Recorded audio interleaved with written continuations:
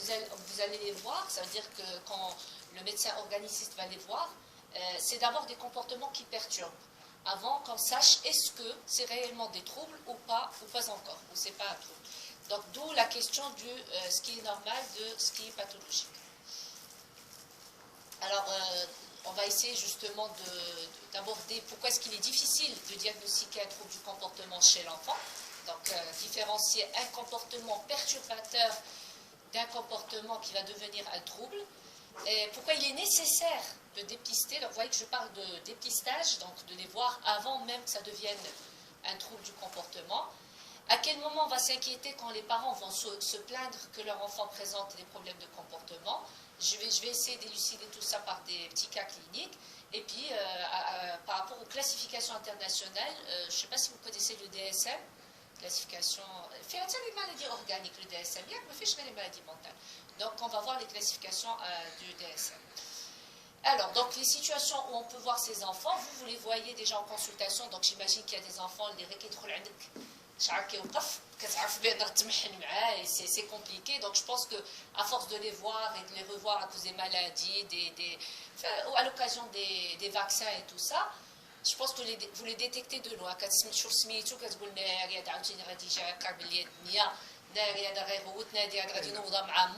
Donc déjà vous savez quand il y a un problème de comportement, et puis il y a les parents qui vont signaler. Est-ce que c'est grave que l'enfant tape son frère tout le temps? Est-ce que je dois m'inquiéter parce que mon enfant dit non et s'oppose à la moindre remarque?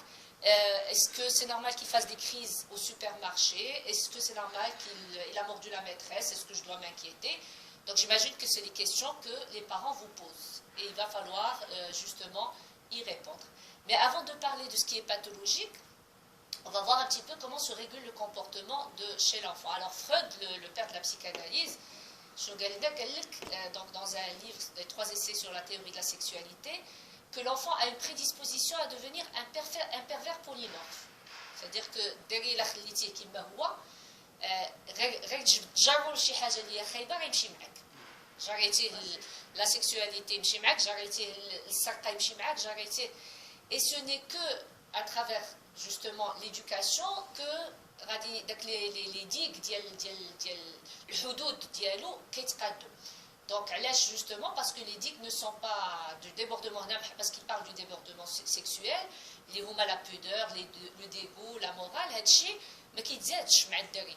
هادشي حنا اللي كنعلموه ليه. Donc d'où le rôle de l'apprentissage.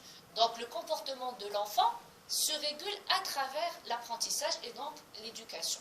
Et cet apprentissage passe d'abord par l'apprentissage de la capacité de régulation émotionnelle.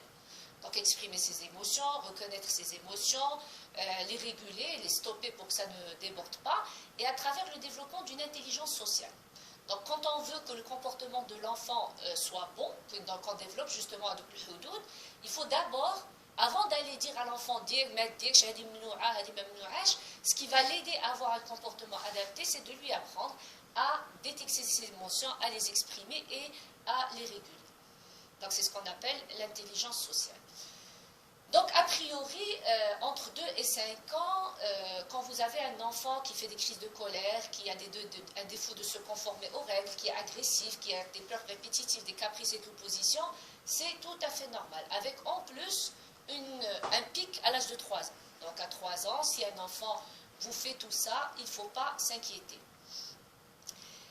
Le problème, c'est justement, ok, tous les enfants font ça entre 2 et 5 ans, ok, comment savoir qu'est-ce qui est normal quand cette maman va me poser la question, on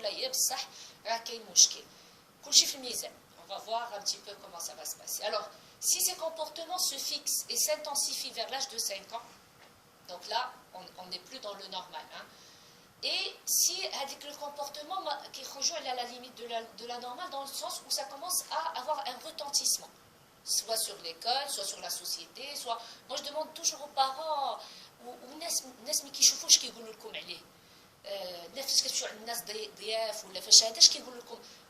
c'est là où on voit les répercussions, parce que les parents, ils ne sont pas objectifs. Ils sont trop sévères, et donc ils ont des attentes trop élevées qui ils sont trop laxistes, وكيبان لهم ما كاين حتى مشكل حتى تتبان المدرسه تشكى ولا ما كيتقبلش ولا عاد كيطرح مشكل. Donc c'est pour ça que pour les problèmes de comportement, on parle de dosage. On ne parle pas de présence ou d'absence, puisqu'en tous les cas, il y aura des problèmes de comportement. J'imagine que la couchine de l'unidès.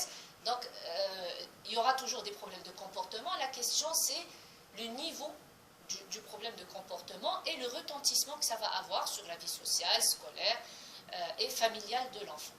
Alors, par exemple, les troubles oppositionnels avec provocation, ils font partie. الطفل اول حاجه كيعيط يتعلم يقول هي لا نو دير هادي شعل الضوء لا حل حك سنانك لا سيك نعس لا. Donc c'est tout à fait normal. Ceci dit, si ça persiste jusqu'à l'âge de 6 à 12 ans, c'est quand même واحد السيد جاب ولدو وجارفي با كومبروندر علاش جايبو ليا زعما داكشي خفيف داكشي هذا ساعه لي وكنقول ليه طفي الضو عنده 7 سنين كل مره خصني نبقى نقول ليه طفي الضو وما كيبغيش. شنو خدمتك؟ قال لي انجينيور. قلت له قاصح انت تقول لي مراتو والله الا عندك الصح هذا راه قاصح بزاف. Ça veut dire que en fait l'enfant n'avait rien, c'est les attentes du père qui pour lui à 7 ans خاص ولدو صافي يكون تعرف انه خصو يطفي الضو خصو. C'est quand même militaire. Mais بزاف c'est quand même trop. كنشوف انا راه ولادي كبار والله العظيم لحد الان مازال ما كيطفيوش الضو دونك زعما. Donc en fait c'est une constellation, c'est un ensemble de symptômes qui vont nous dire par rapport au degré, à la persistance, à la généralisation, qui vont nous dire que le comportement est un comportement juste perturbateur ou là c'est un trouble du comportement. Ce qu'il faut savoir aussi, c'est que quand on a un trouble de l'opposition qui normalement est acceptable à cet âge, il y a des comorbidités à l'âge préscolaire, des problèmes par exemple d'apprentissage, des problèmes de violence, ça va, il faut qu'on s'inquiète. Parce que éventuellement ça va évoluer vers un trouble. Alors pourquoi dépister?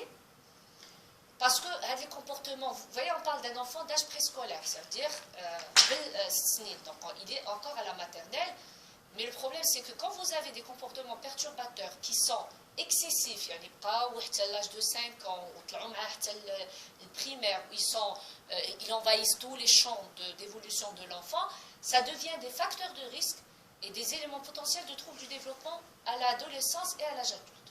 D'accord? Et ça peut même témoigner de troubles mentaux par la suite, avec bien sûr tout ce que ça peut engendrer comme difficultés dans les acquisitions scolaires. C'est-à-dire que بلا ما يكون عندي صعوبات في التمدرس الا كان عندي غير دي تروبل دو كومبورتمون بيرتورباتور بوحدهم يمكن انه يكون عندي مشكل في لي ابرونتيساج سكولير. Et bien sûr, les études ont montré que les enfants, les familles qui font des enfants avec troubles du comportement, ou là, troubles du comportement et comportement perturbateur, ils ont une moins bonne qualité de vie que le reste de la population parce que les parents souffrent. Donc une intervention précoce est importante pour améliorer le pronostic. Alors on va voir un petit peu les statistiques parce que ça nous permet un petit peu de voir sur le terrain ce qui se passe. Chez nous, une des études qui a été faite par rapport aux chiffres, c'était au début, j'en avais démarré, 30% des demandes de consultation, c'était des troubles du comportement. Donc là, on n'est plus dans les comportements perturbateurs, on n'est plus dans les petits que vous voyez, les consultations. Là, ça y est, Kebro, ou soit le psychiatre. C'est-à-dire là où soit le psychiatre, c'est qu'on est dans le trouble. Donc, soit on a 30% d'une consultation du seul service pédopsie du Maroc. 30%, c'est quand même énorme. Il y a des Alors, dans une étude canadienne, ils ont trouvé qu'à leur arrivée à la prématernelle, 25 à 30% des enfants n'ont pas la maturité pour l'école. Ce qui est aussi quand même important. Et que les graves crises de colère, les crises de colère petites, 3 ans, le comportement perturbateur, là on est dans les troubles. Graves crises de colère, l'agressivité et le défaut de se conformer touchent 9 à 15% des enfants d'âge préscolaire. Alors, on peut se demander, par rapport à la culture, Canada, mais c'est vrai que le Maroc est en train de se moderniser et on devient de plus en plus des familles nucléaires, des familles isolées, des parents qui ne posent pas de limites. Donc on se rapproche de plus en plus des sociétés modernes. Donc c'est vrai que quand l'éducation traditionnelle, quand la ça, quand les limites bizarres, voilà, peut-être qu'on n'avait pas autant de troubles du comportement, mais on avait des répercussions, la dépression, troubles d'estime de soi, les angoisses. D'abord, actuellement, la société change et on voit de plus en plus d'enfants tout petits, de plus en plus petits, qu'elles chauffent les difficultés de. Donc, dans la population pédiatrique, a priori, on n'a pas beaucoup, c'est-à-dire de troubles du comportement, mais parce qu'ils ne viennent pas consulter pour ça. Ils vont aller consulter plus tard en psychiatrie. Donc, cependant, les comportements perturbateurs restent sous-diagnostiqués en milieu pédiatrique, c'est normal parce que vous n'avez pas le temps. J'imagine qu'avec les vaccins, les maladies et tout ça, il y a un manque de formation des pédiatres en matière de dépistage, d'évaluation et de prise en charge des troubles psychiatriques chez l'enfant. Là, il y a les pédiatres, ils veulent se former. Donc, voilà. Et il y a un nombre limité aussi de spécialistes à qui adresser. أنا كاع عرفت عنده trouble du comportement. انا في جديده ما كاينش بيدوبسيكياتر جديده فين غنصيفطو وبلاش عليه تسنى اقول لك انا نطلعو حتى للدار بعدا حيت كيغوت ما عنديلاش. C'est vrai. Et après ça traîne jusqu'à ce qu'ils deviennent ados et là on est dans d'autres choses. Alors une fois qu'on a suspecté, on a vu qu'il y a des problèmes de comportement, un comportement perturbateur, comment distinguer les comportements qui nécessitent une prise en charge et ceux qui vont suivre leur trajectoire ordinaire. Alors, concernant les symptômes, déjà, il y a 3 critères. Il y a déjà le fait si le comportement il est inhabituel pour l'âge. Un trouble positionnel à 3 ans, il a quand même 3 ans, 6 ans ou 12 ans. Imaginez un enfant de 12 ans qui te lève là de route, tu vois que là, c'est quand même ado, donc voilà, si les comportements se répètent dans toutes les situations et nuisent au fonctionnement. C'est-à-dire ce n'est plus secondaire à un lien. Il y a quelqu'un qui dit peut-être parce que ça se passe partout. Là, le problème n'est plus un problème de comportement perturbateur. On doit suspecter qu'on est dans le trouble. Et puis, si les comportements provoquent une détresse importante, que ce soit chez l'enfant ou chez la famille. C'est pour ça que c'est très important d'écouter le vécu des parents, la souffrance des parents. C'est-à-dire, il y a quelques parents, il y a sûrement quelque chose derrière. Au premier plan, mais le fait qu'ils se soient inquiétés, c'est qu'il y a quelque chose derrière. Donc, au-delà du symptôme, il y a des enfants, il y a des comportements ou qu'il y a d'autres choses qui nous font alerter. Ce n'est pas obligatoirement le comportement de l'enfant. Il y a les choses concernant l'enfant, les fragilités qui concernent l'enfant. Si on voit qu'un enfant il est anxieux, il a un style d'attachement insécure ما كيتفرقش معاه بزاف يبكي لا هذا الا مشات وخلاتو كيخاف بزاف خصو ينعس معاه في الليل, c'est un signe de fragilité et c'est un enfant il a quand même des comportements perturbateurs, c'est pas un bon signe, ça va se développer vers autre chose. La notion de tempérament difficile, le tempérament c'est quelque chose de génétique. Là, actuellement, vous le savez aussi, c'est qu'on sait que l'enfant vient avec un patrimoine génétique qui est modifié après par l'environnement, donc on parle d'épigénétique. Donc, un tempérament facile ou difficile, d'ailleurs les parents le décrivent sahel ou la saïb ou la sahel bzaf. Et moi, cliniquement, il y a un signe qui ne trompe jamais.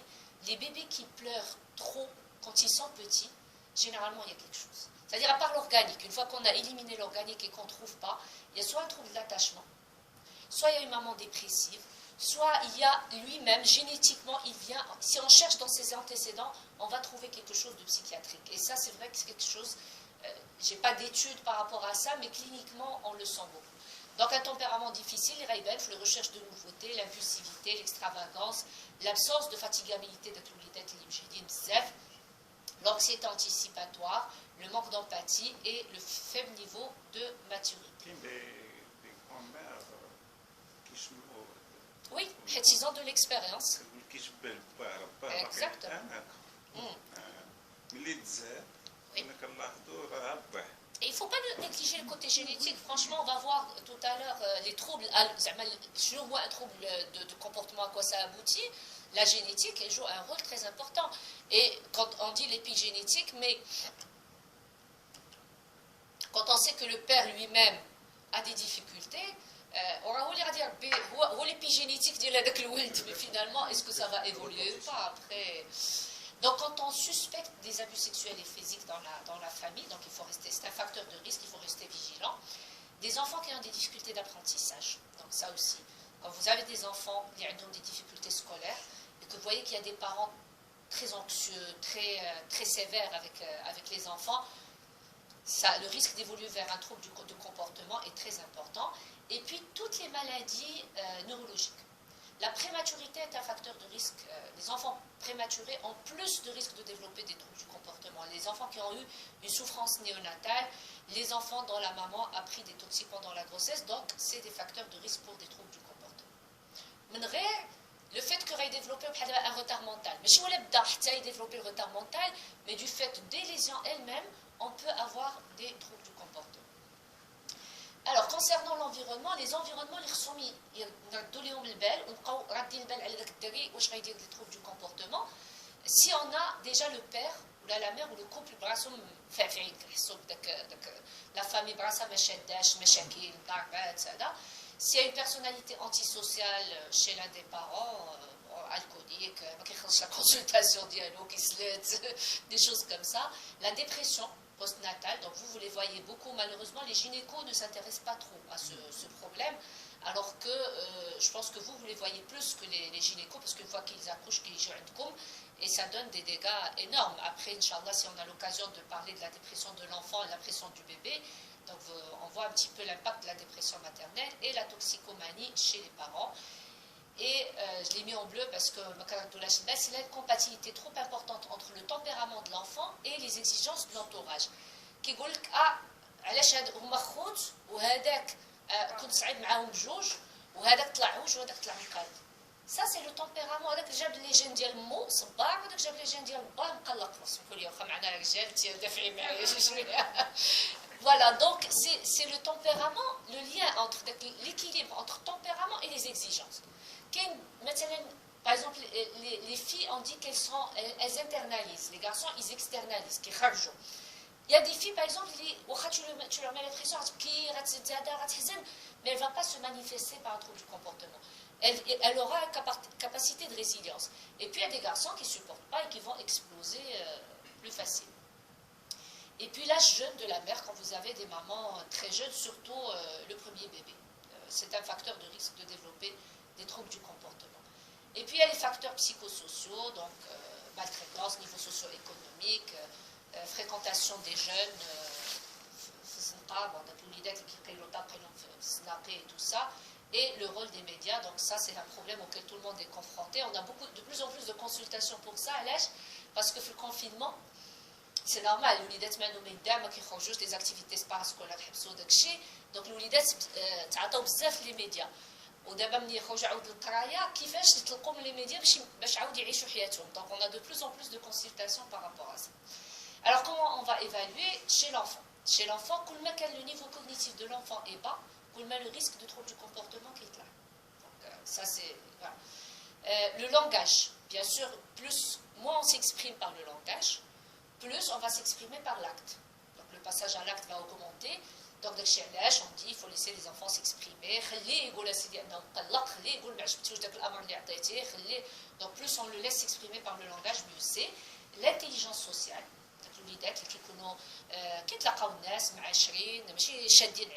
Donc, ils ont une intelligence sociale. Les capacités de régulation affective. Comment aider notre enfant à se réguler émotionnellement? Oui, je comprends. C'est très difficile pour toi, mais voilà, tu te calmes et après on en parle. Et j'explique à l'enfant, allez, j'ai dit non. Et j'explique à l'enfant quels sont les avantages et les inconvénients. Et je le laisse dire, c'est injuste, mais maman, t'as pas le droit de me faire ça. Je vais vous c'est injuste. Voilà, c'est ça la régulation émotionnelle. C'est d'aider l'enfant jusqu'à ce qu'il se calme, jusqu'à ce qu'il reconnaisse ses émotions. Où est contrôlé, le passage à l'acte. Du côté de l'enfant, il faut faire attention avec les enfants, les ont 3 symptômes. Problème attentionnel, agitation et impulsivité. Donc, les enfants, ما كيردش البال ادخل عندك البيرو ضرب مع الجنب ديال سميتو طيح ليك الكتاب اللي في هذا il faut poser des questions pour savoir est-ce qu'il y a d'autres choses. Bien sûr, éliminer toujours les enfants qui mangent beaucoup de bonbons, beaucoup de conservateurs, ils peuvent être aussi agités à cause de ça. Et les capacités d'adaptation de l'enfant,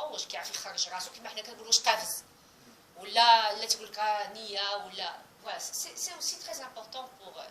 du côté de la famille, quand je vois les interactions parents-enfants, vous savez, donc les familles, quand il y a un problème. Ça témoigne de l'investissement.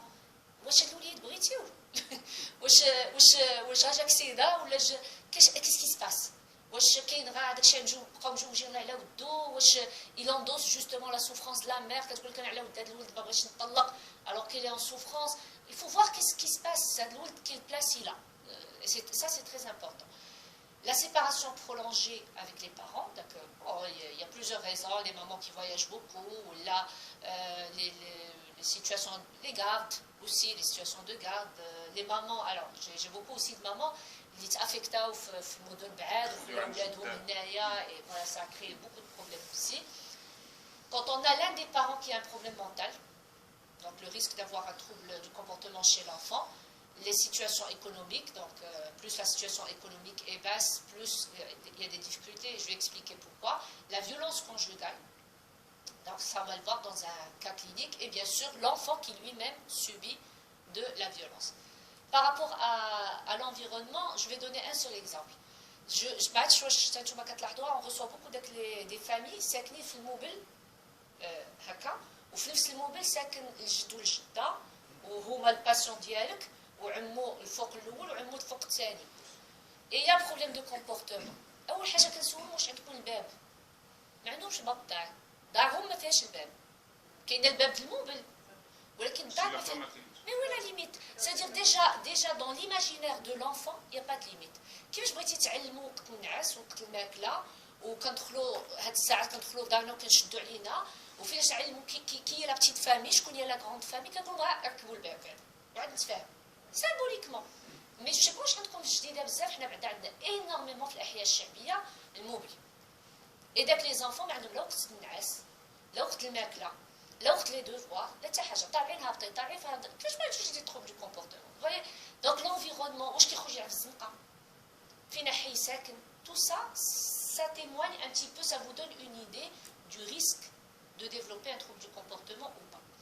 Alors, des exemples, par exemple, l'impulsivité, hyperactivité et trouble attentionnel, ça fait penser au TDAH. Je ne sais pas si vous connaissez, donc trouble déficitaire de l'attention, avec ou sans hyperactivité.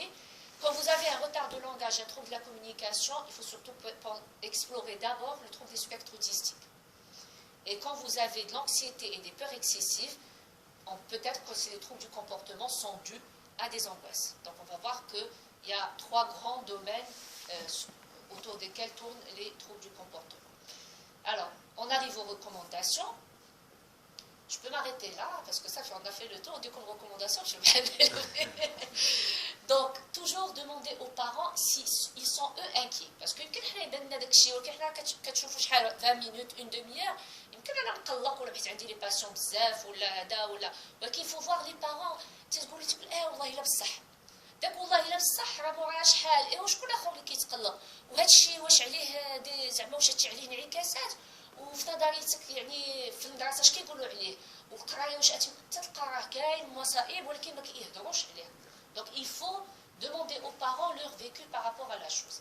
Et si vous détectez, il faut prévoir un rendez-vous plus lent pour effectuer l'évaluation. C'est-à-dire dans votre consultation pédiatrique, ça c'est des recommandations canadiennes.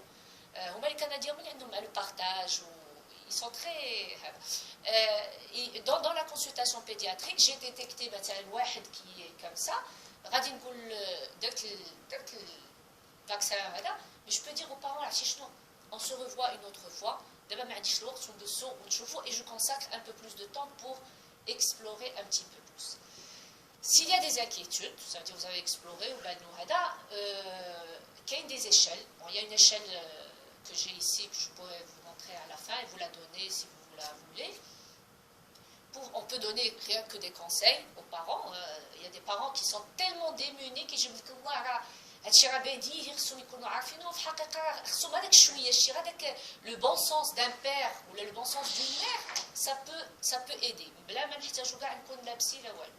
Et finalement, si on vraiment pense qu'il y a un vrai trouble du comportement, je commence à suspecter un TDAH ou un trouble anxieux sévère ou l'ADA, il vaut mieux orienter vers les spécialistes, les psychiatres. Alors, des cas cliniques, je trouve que c'est toujours sympa de parler de cas cliniques. Donc, Mehdi, 18 mois, adressé par un médecin généraliste, donc ça fait plaisir quand justement c'est un organiste qui détecte le trouble. Pourquoi ? Parce que c'est un enfant qui se cognait la tête contre la poussette déjà. Au milieu des Tmcha, il commence à se cogner la tête contre le mur, mais c'est impressionnant. Vraiment que dans la je peux voir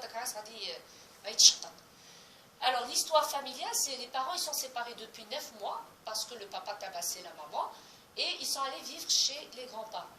Donc l'enfant, il faisait ça déjà, Feshken, la poussette, donc Feshken Barkin, les parents ensemble. Pendant les situations de violence et les grands-parents, la maman se disait ça va se calmer et il a commencé à le faire. Et quand je lui demande c'est quoi les circonstances de déclenchement, c'est quand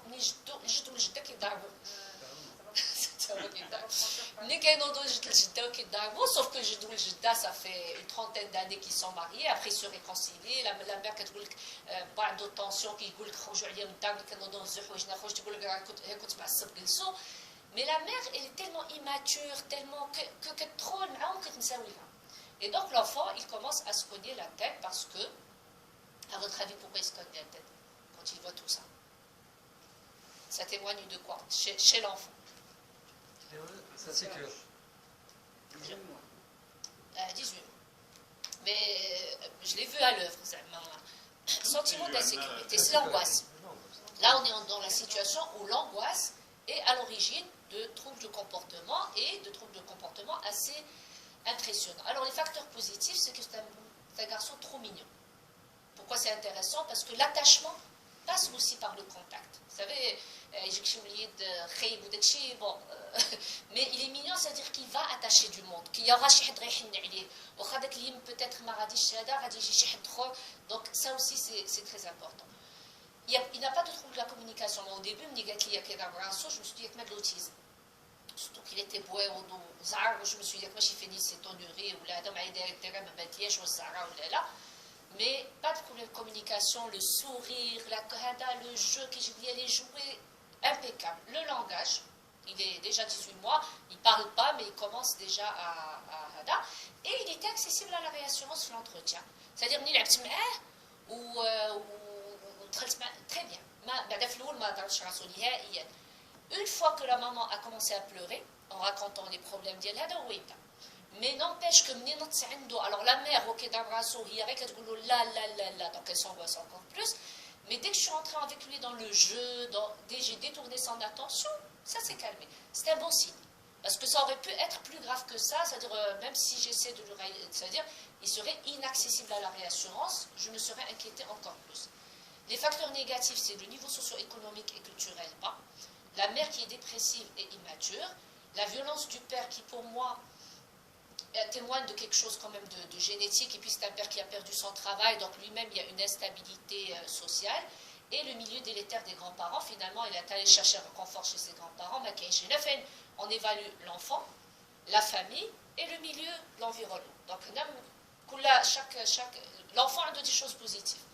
La famille et l'environnement, ça va.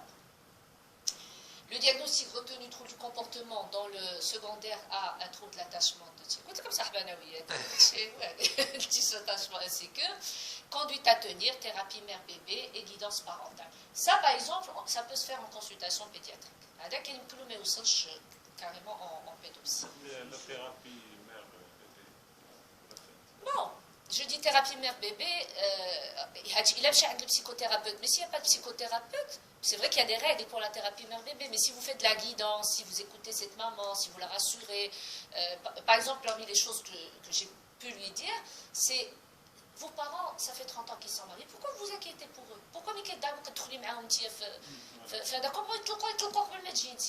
quand ils sont en train de se bagarrer, prenez votre fils et sortez de la maison. Mais c'est rien du tout, ça n'a même pas besoin de psy. Voilà. Donc, il y a des choses qui parfois et la maman elle était pour elle هذاك الواجب ديالها انهم يكونوا با وما كذا تفكوا alors que l'enfant ça il s'angoisse. نعم. Le rôle du père. فين هو le père? Il n'est pas là. Est-ce que vous avez convoqué? Il n'a pas de... Alors je l'ai vu une fois. Oui, je devrais, Inch'Allah, oui, je dois convoquer le père, ça c'est très important. Oui. Pour la thérapie. Ah, oui. Alors on dit, oui, vous avez raison. Pourquoi on dit des thérapies mère-bébé? Parce que généralement on reçoit les mamans avec les bébés au début. Mais bien sûr, après il faut mère, père, bébé. Et parfois même on introduit les grands-parents et s'il y a de la fratrie, les frères et sœurs. Donc après ça devient une thérapie familiale. C'est plus une thérapie mère-bébé. C'est des parents séparés. Mais ils ne sont pas encore divorcés. Ils sont juste séparés. Séparés. Et comment vous faites pour la thérapie à travers le père? Là, avec Saad, je demande à voir le père. Il aimerait J. Il aimerait J, je vais faire le travail qu'avec la mère. L'attitude de la mère, déjà, il y a qu'elle réfléchisse. Alors, parmi les choses qui se sont passées pendant l'entretien, c'est qu'elle a commencé à réfléchir à cette séparation. Qu'est-ce qu'elle attend de ce monsieur? Le projet du Hada, pourquoi il s'angoisse par rapport à ce couple? D'accord? Donc elle a commencé à... Donc le travail se fait sans le père si le père ne peut pas venir. Il y a des papas qu'on ne voit qu'au bout de 2 ans de travail.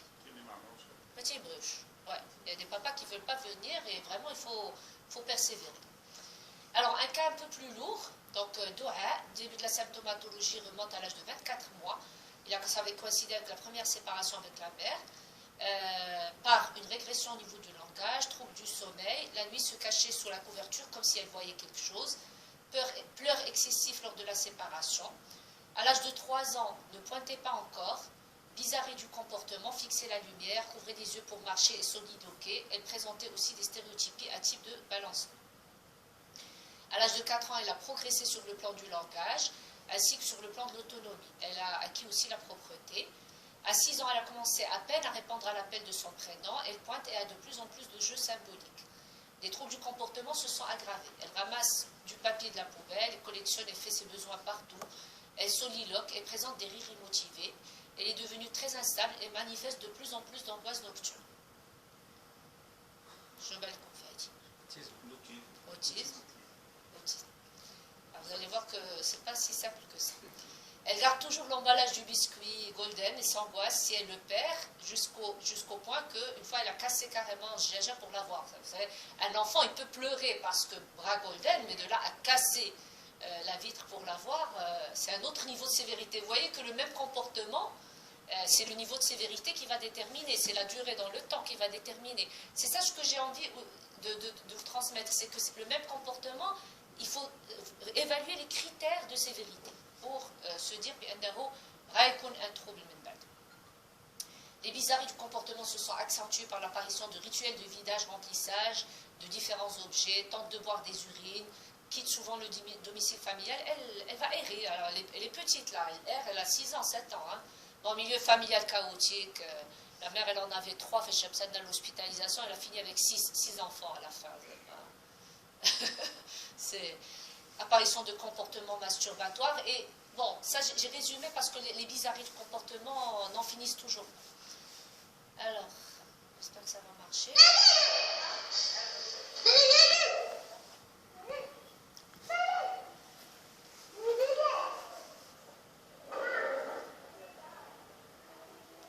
Donc ça pendant une hospitalisation. Là, c'est un jeu symbolique. Elle est en train de jouer à la poupée, elle est en train de la laver. Ce qui d'habitude n'existe pas beaucoup chez l'enfant autiste. Psychose, c'est une psychose. C'est plus une psychose. Mais il y a un problème avec les classifications.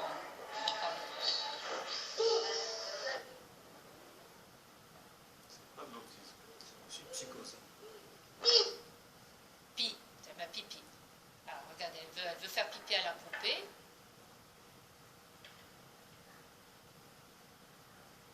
Et à un certain moment, il y a une confusion entre elle et la poupée. Moi, elle qui veut faire pipi ou là, la poupée qui veut... Voilà. C'est là où on voit justement...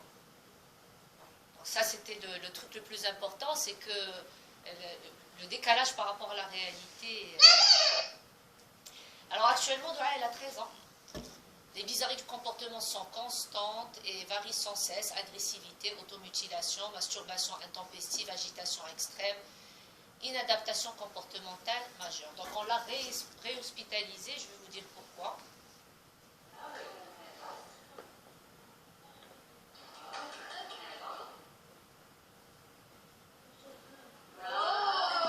Elle connaît les couleurs, hein, elle a des connaissances.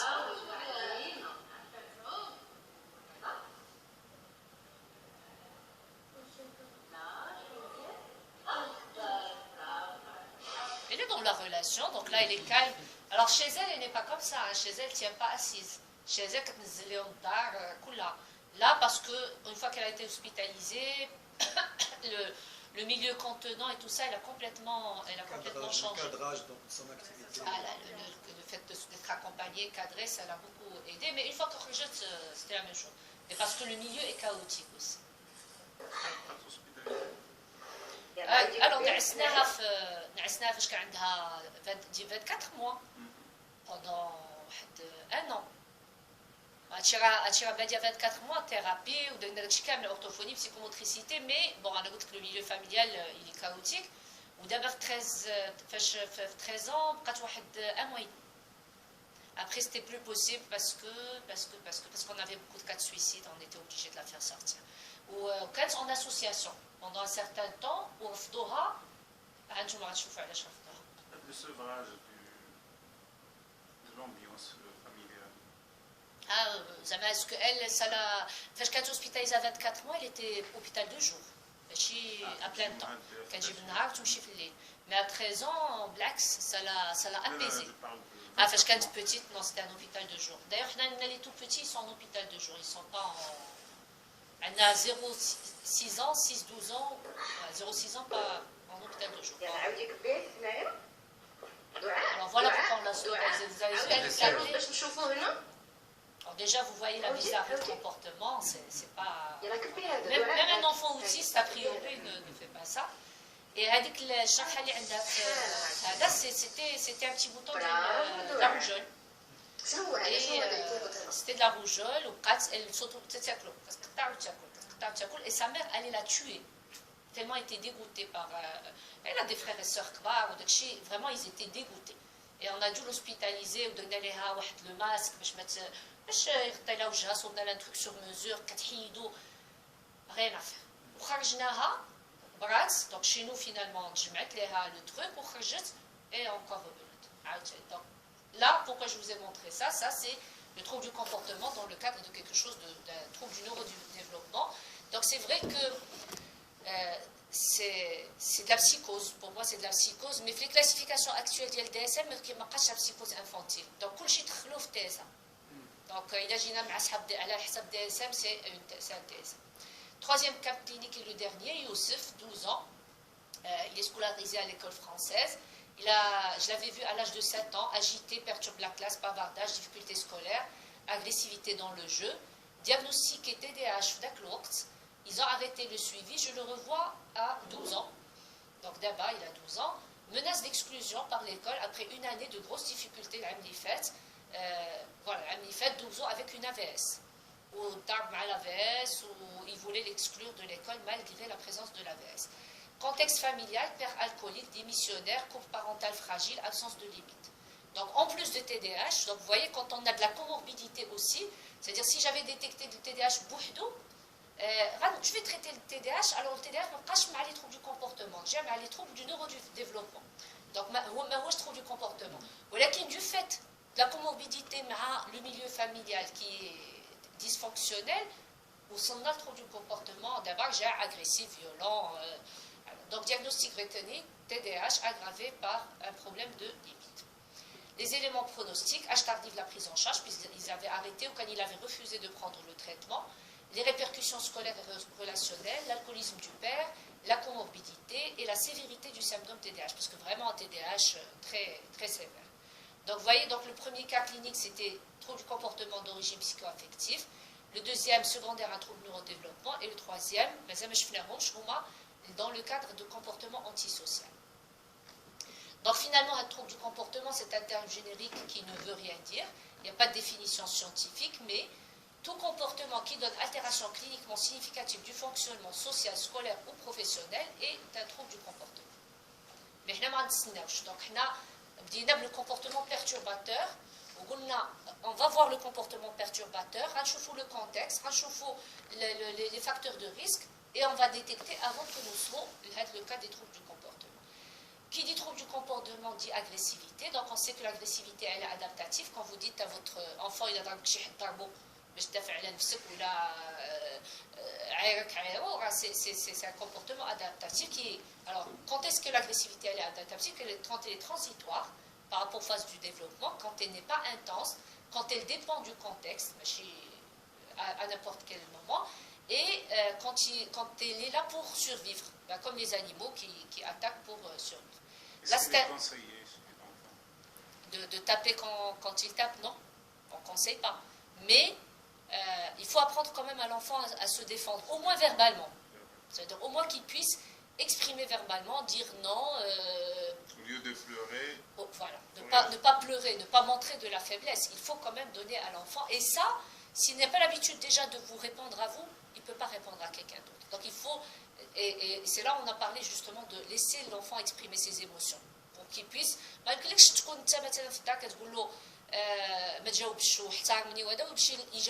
c'est pas possible. S'il a l'habitude de s'exprimer à la maison, il savait s'exprimer à l'extérieur. S'il n'a pas l'habitude, il va cacher.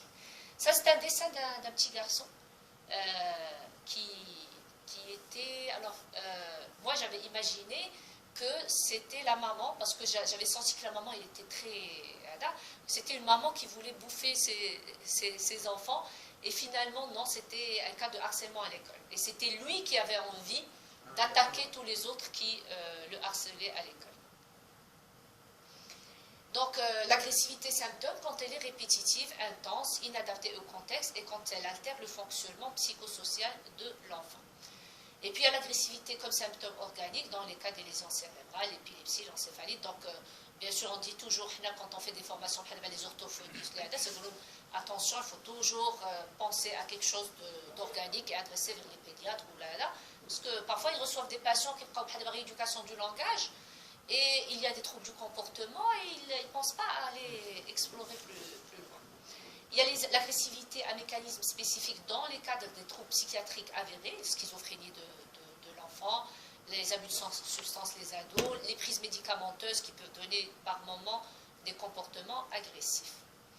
Et enfin, donc le troisième volet qu'on n'a pas vu, on va le voir maintenant, c'est l'agressivité dans le cadre des troubles du comportement perturbateur, troubles explosifs intermittents et les troubles de conduite. Donc après, bien sûr, un trouble du comportement peut être secondaire de la même façon qu'on a vu que c'était pour l'angoisse, peut être secondaire à une dépression, à une manie, à une consommation de toxiques, voilà, à la schizophrénie et autres. كنزيد باش ما تعياوش حيت comme باش ما يجيكمش طويل. C'est très intéressant. Alors, Le syndrome de la Tourette. syndrome de la Tourette, c'est des tics. Des tics comportementaux et vocaux. Ouais. Il donne beaucoup d'agressivité. Il est classé où? Il est classé à les TOC. Les TOC d'abord DSM-5 حيدوهم من كانوا داخلين في les troubles anxieux. حيدوهم les troubles anxieux وداو لهم les troubles obsessionnels. ودخلوا معاهم لي تيك et dans le gil de la Tourette ودخلوا معاهم داك la trichotillomanie, le rangement obsessionnel, داوها une catégorie à part. علاش؟ حيت فيها un facteur génétique probant. Donc عاد بحال une catégorie بوحدها. كان معايا trouble anxieux ما بقاش. دايوغ هنايا بون سي سلايس ان بو قديمه مي توك ما بقاش رجع بوحدو دابا في دي اس ام 5.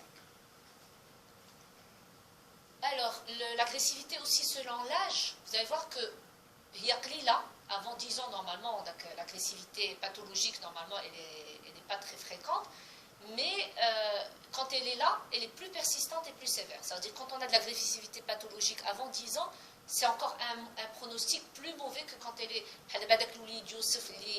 l'agressivité, le pronostic est encore plus néfaste. On va trouver plus de facteurs de risque environnementaux et héréditaires, les deux, et plus de comorbidité avec le TDAH et les troubles de l'humeur. Et ça va être associé bien sûr à un grand retentissement scolaire et relationnel. Et c'est un facteur de risque pour la délinquance violente. C'est-à-dire, le trouble du comportement avant 10 ans, il faut s'attendre que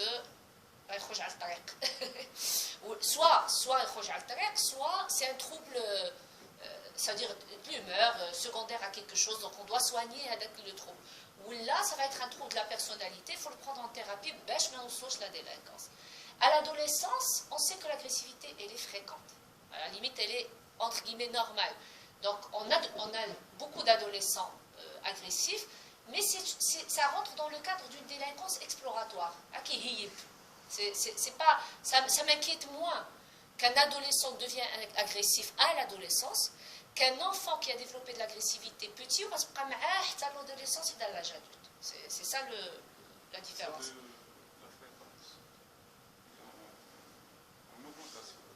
Les ados agressifs, je ne peux pas dire, ça dépend. Vous savez, je pense qu'avec aussi l'expression émotionnelle, c'est-à-dire que d'abord les ados ils s'expriment plus. Donc on a peut-être moins de violence, sauf qu'il y a un seul facteur qui entre en jeu.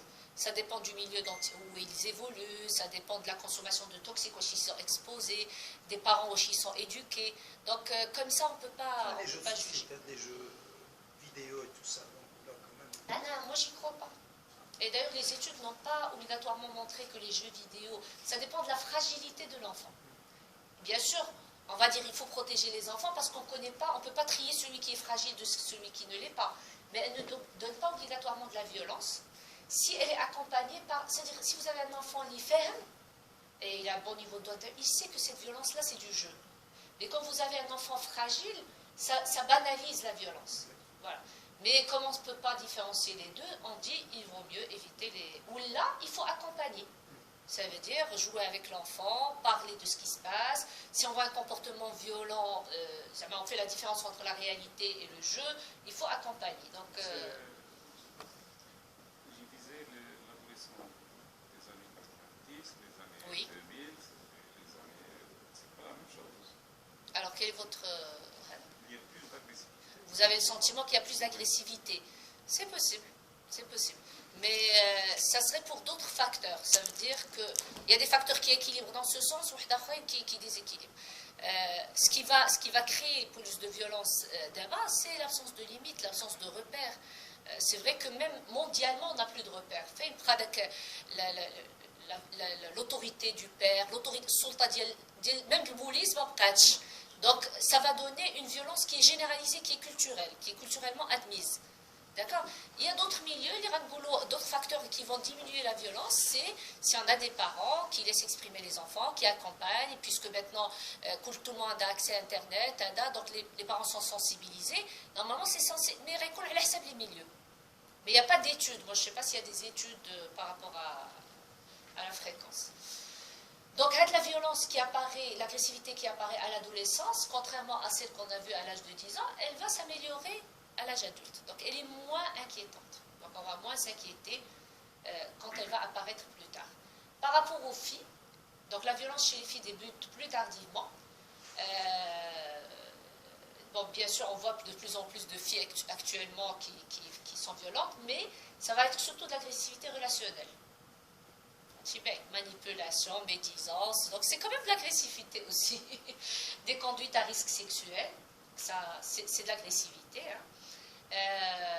Et dans des cas pareils, on va trouver que c'est environnement dépendant.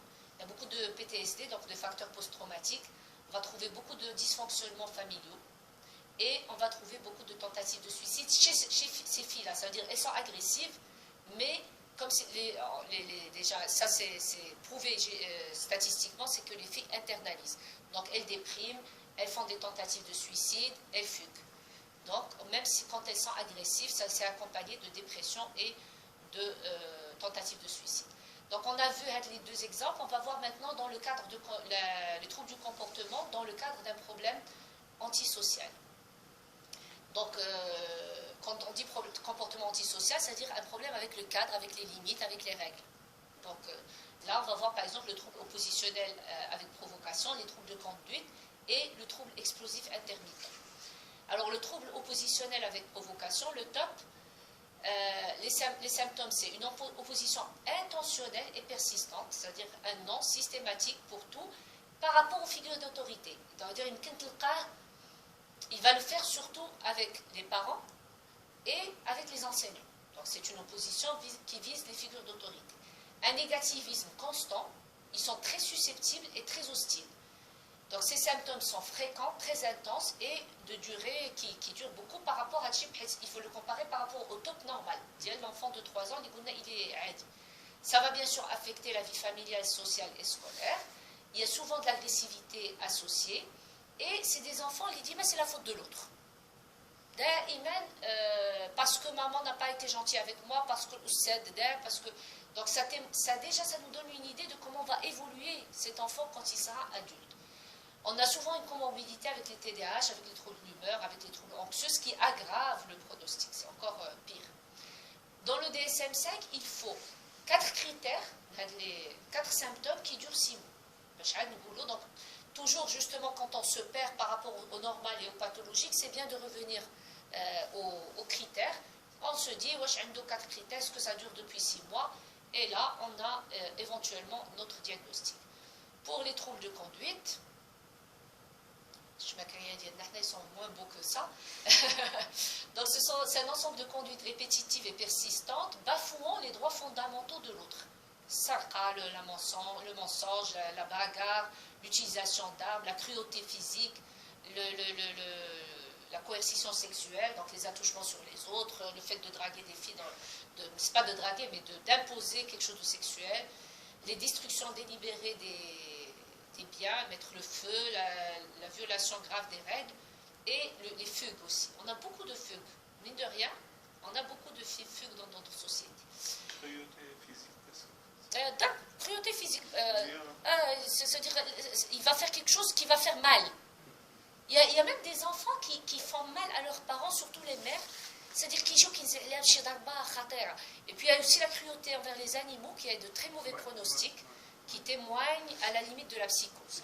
Psychose ou avec les états borderline. C'est très significatif. On voit des vidéos d'enfants qui tuent des chats. Exactement. Ça, c'est un signe qu'on peut trouver des troubles de conduite sévères et qu'on peut trouver aussi dans les psychoses.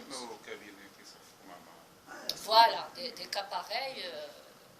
Donc soit c'est juste un problème de limite, mais si c'est répétitif, s'il le fait avec quelqu'un d'autre ou là, j'ai un cas clinique en tête, un petit enfant qui est venu me voir, pourquoi oui, un problème à l'école, ma brache est à l'école. Donc déjà, alors, هاد العام ديال الكوفيد الدراري ما قراوش ومن بعد دخلوا بحال ما بقاش لا موين سيكسيون وقبطوا دايروا في لا غروند وهذا. Et le symptôme qui m'a mis la puce à l'oreille, c'est que il a une angoisse de séparation excessive avec la mère. C'est un enfant qui joue, qui est sociable et tout, mais il devient désagréable et agressif. Donc il avait deux problèmes. Il y avait le problème de séparation avec la mère et il y avait le problème de scolaire. Là, je fais ce problème de séparation avec la mère parce que dans les règles, il a mordu la maîtresse. Donc il est allé mordre la figure maternelle. Donc l'agressivité kharja la figure maternelle. Donc des petits indices comme ça qui nous orientent vers...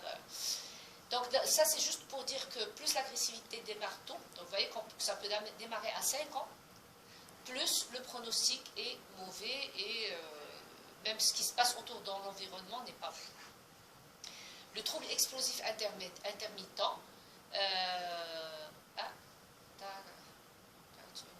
diapositive. Donc le trouble explosif intermittent, ce sont des crises de fureur sans raison. C'est des enfants qui vont faire des crises et on ne sait jamais pourquoi. Si ça se fait de façon répétitive, c'est qu'on est dans un trouble avéré. Alors la prise en charge, si les symptômes sont débutants, il faut les repérer, les traiter, donc traiter les dysfonctionnements autour, ça veut dire quand il y a une cause, s'il y a un retard mental, il a agressé la maîtresse, c'est réactionnel, parce que déjà il a un retard de langage, en plus il fait la moyenne section, ou direct la grande section. Donc c'est vraiment par rapport à une incapacité, et c'est sa manière à lui d'exprimer son angoisse et les difficultés à se mettre au travail. Donc, ce qu'on a fait, c'est qu'on a une classe, on l'a mis en rééducation orthophonique et on va faire un travail de guidance parentale. Voilà. Bon, après la mère, il ne faut pas y avoir problème de séparation parce que la mère, elle est de شمال وعايشه بوحدها هنا وما عندها حد وداك الولد pour elle هو حاضنه عليه بزاف. Donc on a trouvé des problèmes de la relation parent-enfant. Toujours, il faut distinguer les comportements maturatifs normaux qui accompagnent le développement des comportements qui sont pathologiques et faire un accompagnement et une guidance éducative. Donc c'est pour ça qu'on est là aujourd'hui, c'est pour distinguer et j'espère que le message est passé. Si trouble avéré, ça fait, si on a le trouble, on n'est plus dans le comportement perturbateur. Il faut assurer un cadre contenant, rassurant dans la vie quotidienne. Donc déjà, il faut dans la vie de tous les jours, qui me trouve des bébés. Déjà poser une limite. Et les limites, c'est une limite physique, mais une fois qu'on ferme la porte, qui va poser des limites à la maison? Est-ce que le père est présent? Est-ce qu'il a de l'autorité? Est-ce que la mère soutient le père? Est-ce qu'il y a une discordance éducative? Il y a plein de choses à travailler par rapport aux limites. Faire de la psychothérapie, soit individuelle, soit en petit groupe, soit des méthodes un petit peu comme le psychodrame. Parfois, on peut faire juste du soutien, de l'alliance avec la famille pour donner des repères éducatifs où là, quand nous sommes la thérapie, il faut adresser au thérapeute. Alors, parfois, on a besoin de traitements médicamenteux, soit dans les cas où le trouble est secondaire à une pathologie, donc on traite la pathologie, soit on peut donner des neuroleptiques juste pour le trouble du comportement lui-même. Hadak Youssef qui va être déscolarisé, le traitement TDAH d'abord, on a dû le mettre sous neuroleptique. Et ce n'est que comme ça qu'il peut aller à l'école. Alors que normalement, les neuroleptiques, c'est fait pour les psychoses, voilà, mais c'est fait aussi pour les troubles du conduite. Donc maintenant, j'ai devant moi un garçon qui est en train d'évoluer vers quelque chose de trouble de conduite, donc j'étais obligée de le mettre sous neuroleptique. Si c'est une dépression, je vais traiter la dépression. Si c'est de l'orthophonie, je vais mettre de l'orthophonie. Donc je traite la cause, mais parfois dans l'urgence, je dois traiter le trouble du comportement en lui-même. Et généralement, c'est les neuroleptiques qui marchent pour le trouble du comportement lui-même. À l'adolescence, si bien sûr les troubles persistent, si s'intensifient, s'il y a de la violence, de l'agressivité et de la délinquance, donc il faut que la réaction des parents et des adultes soit apaisante. Il faut calmer les parents. Parce que vous savez, les parents, quand l'ado s'agite, plus les parents s'agitent avec lui, plus l'environnement devient délétère, plus les conséquences, soit il va fuguer, soit il va aller chercher des délinquants pour consommer, donc il faut faire un travail avec les parents. Si vous recevez un ado, bien sûr, je ne vais pas moi gérer en pédiatrie un adolescent qui a des troubles du comportement, mais si je fais un travail avec les parents, si je les guide, si je les mets en contact avec quelqu'un, si j'accompagne, je peux faire de la prévention. Donc parfois, avec la violence ou avec les troubles du comportement, c'est juste la crise d'adolescence. Mais, à la des critères nishfna, c'est une crise d'adolescence où l'enfant va se fixer, il va rester un adolescent éternel, ou là, c'est une crise d'adolescence finki farar pour devenir un adulte épanoui et aller de là. Alors, oui. Les enfants de la rue, ils font partie de ce tableau. Pas obligatoirement, là on parle d'enfants chez eux. Mais les enfants de la rue, c'est une autre histoire. C'est-à-dire quand ils sont livrés à eux-mêmes, on n'est plus dans des... Il n'y a pas de cadre. Le cadre réel qui est la famille, le cadre plus élargi qui est la société, donc c'est des délinquants, mais à cause de l'environnement aussi. Mais là, on parle dans le cas où l'environnement caïn,